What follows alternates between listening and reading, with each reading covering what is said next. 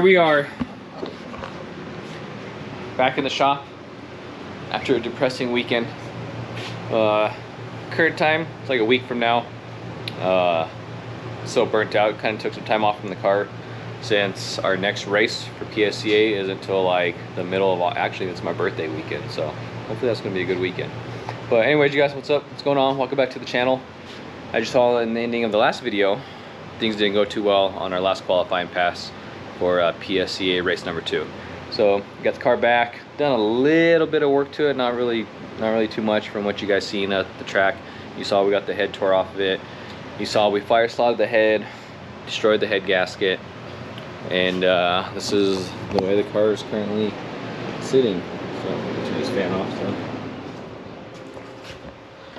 So over this last week, getting a game plan together, getting parts and stuff ordered up, and look at all this. Look at that dust from it fire slotting that aluminum head, and it is pretty much like misting the aluminum on the car. That's pretty crazy right there. But so yeah, we've just been getting a game plan together for what's going on. I had a whole nother head sitting here that is pretty much ready to go. So when Dave built this car, we switched it to the electric water pump. And in order to do that, because he went a full filled block, which you can see, like all the coolant jackets and all that stuff are filled. But in order to kind of keep water still going through the head, you have to do a fitting coming off the side of the head. So I'll show you guys that in a second. Anyways, that's where this line goes to. It goes down to the water pump. Obviously, water pump goes to the radiator, yada yada yada, back into the side of the head over here. So I had another head going. I'm going to try not to ramble on for too long. But I had another head. This one's already ported. It's been surfaced. It's ready to go.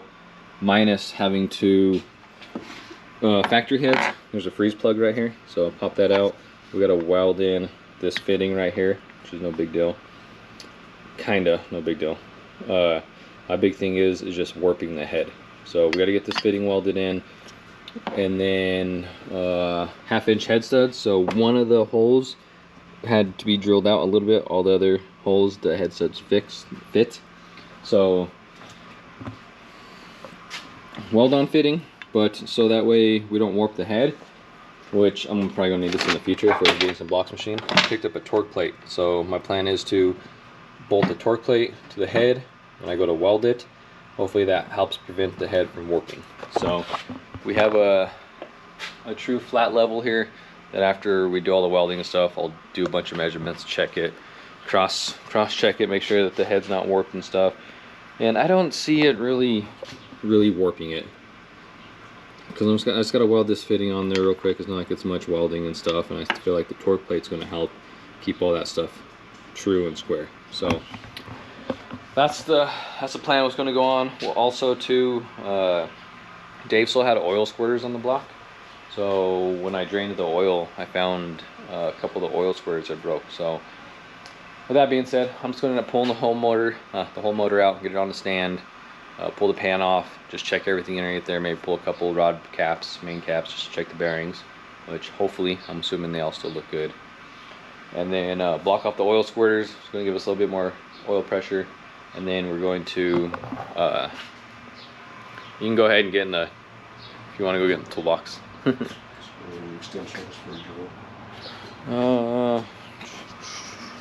Extension or that? The big. Oh, it's right there. So where was I talking about? Oh yeah, the block. So yeah, we're going to block off the oil squirters, give a little bit more oil pressure. Don't have to worry about those breaking off in the future. And it's just going to be easier to get the engine and stuff reassembled with it all on the stand, get it all timed, set up all that stuff, and then just drop it in. It's one unit. So we got plenty of time. It's probably going to come down to us waiting on the turbo to come back in before we can even do anything with the car. I mean, I'll get the thing fully back together. I'll get it to the point where I can compression check it. We did find some bent exhaust valves, some bent, yeah, a couple bent exhaust valves, a couple of the intake valves, had some burn slots and stuff in them. And I think that was from when we blew the turbo up. Maybe a couple pieces might have got through and nicked some intake valves. So that was probably the low compression that we're seeing in one and two cylinders. So I'm hoping to get this head on there, Hopefully we're seeing 130 plus PSI compression. That's going to help obviously make a lot of power, a lot more power. Get the new turbo on there, the strain gauge came in, so a bunch of good stuff coming up for NFT here at NESFAB, you guys.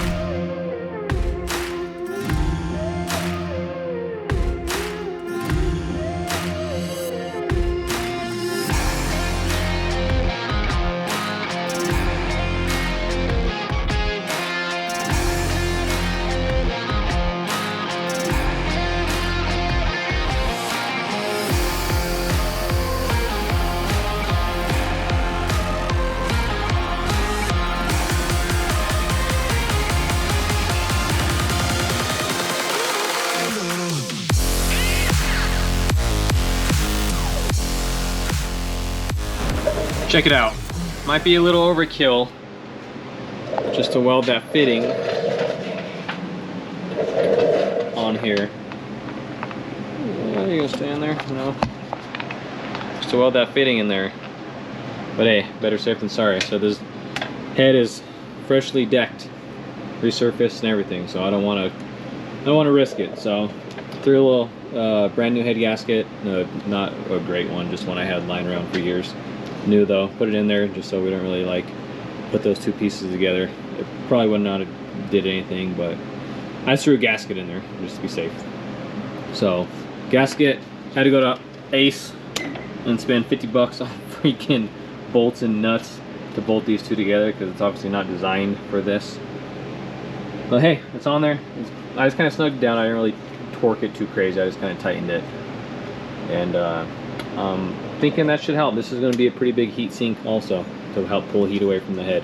So just got to get the area cleaned up here, do some cleaning and stuff, get the TIG welder switched over to AC mode, and get that stuff set up, and then yeah, we're gonna burn this baby in there. So that's the plan. That's the plan.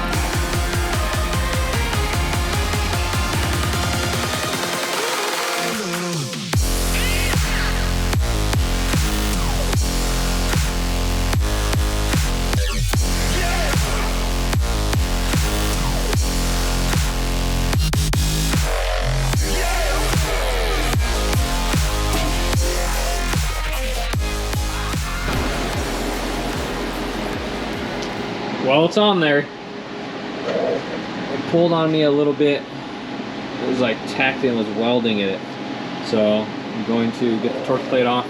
Man, I had to put some heat on that head side to get that baby to start melting to take the weld. Obviously the fitting melted or burned a lot easier just because it's smaller, but man, I had to turn my welder up to get this side to kind of start melting to take the heat or to take the weld.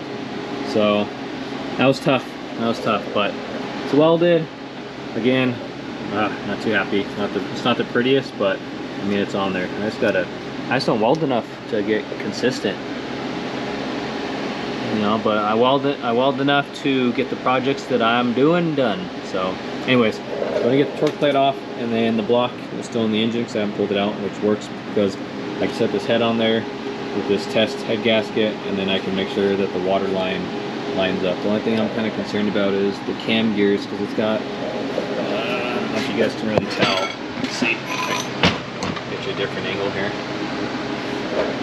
Yeah, see how it slightly points upwards, like like it points up a little bit. So I'm just hoping it doesn't interfere with the cam gears. Whoa, hiya, timber. So anyways, I'm gonna get the torque plate off, get it on the car, and do some test fitting. We're in business, fellas. So right here, this is why I put that fitting on.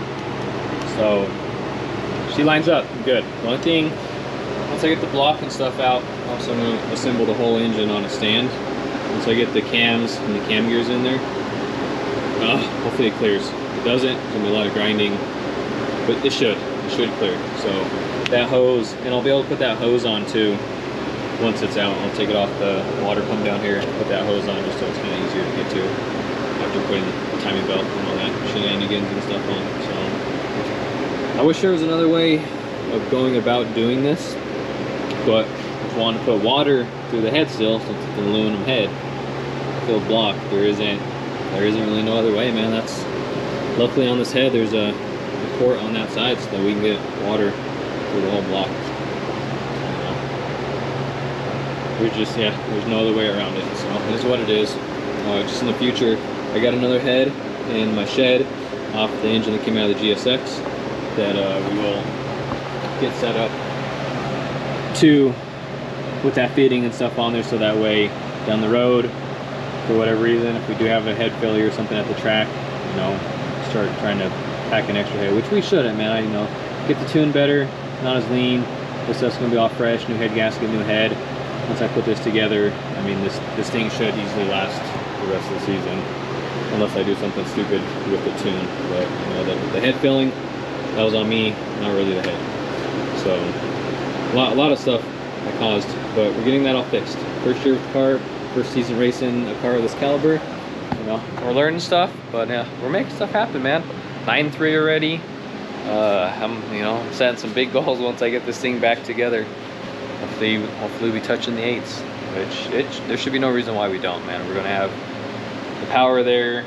Everything's good to support the power. Just gonna get the car on the dyno, get it tuned up a lot better, not running so lean air fuels.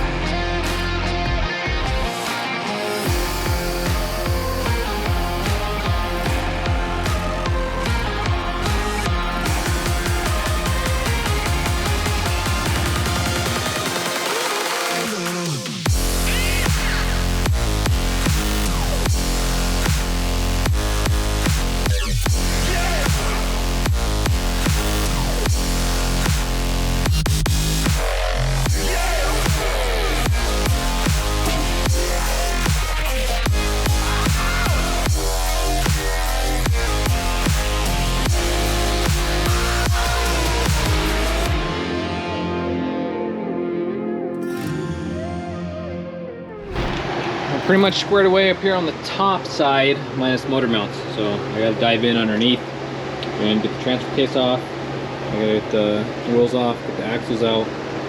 And then that should be it for the underneath. Should be able to come up, hook up the engine hoist, pop off the engine mounts, and pull this bad boy out at its home. This is doing this way too soon in the season. I know a lot of guys have had to do a bunch of other stuff. Max is getting a whole motor. Morgan switched heads, same with Kyle. Like, a lot of people have had a lot of issues, but it's too early in the season for this stuff, but gotta get it done.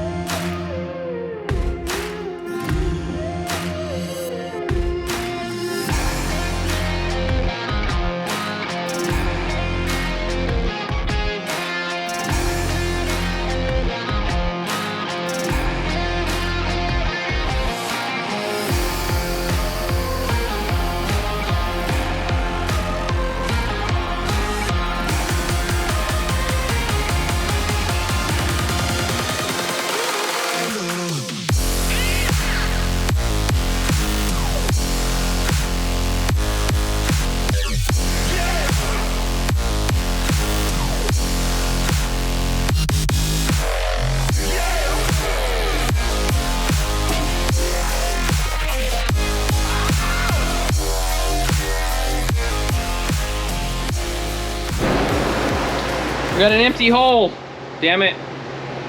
All right, we got the engine out, transmission's taken off.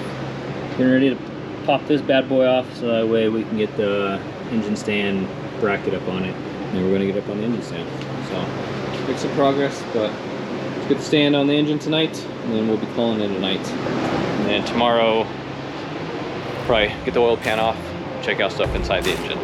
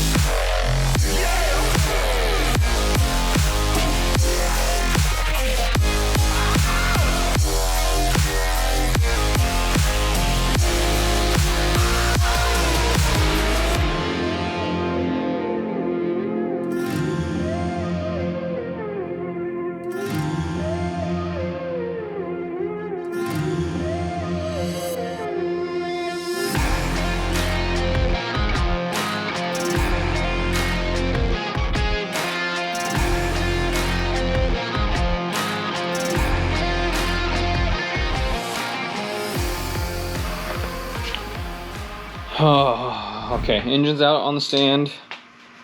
As you guys seen, get to that point. So I've been so this is like right where, it's kind of hard to see, but that's right where the head fire slotted. So there was a little bit of aluminum left over on the block from it melting onto the block. Obviously the aluminum weaker metal than the cast iron here, and the block. So there were some chunks there, but I had to pull out that O-ring so I can freaking smooth that with some Scotch-Brite, man.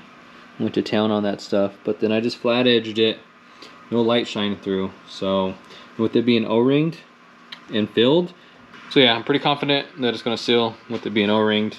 The battery keeps dying on the GoPro. I switched it. So like I said, I'm gonna get all new O-rings, put in this thing just to be safe.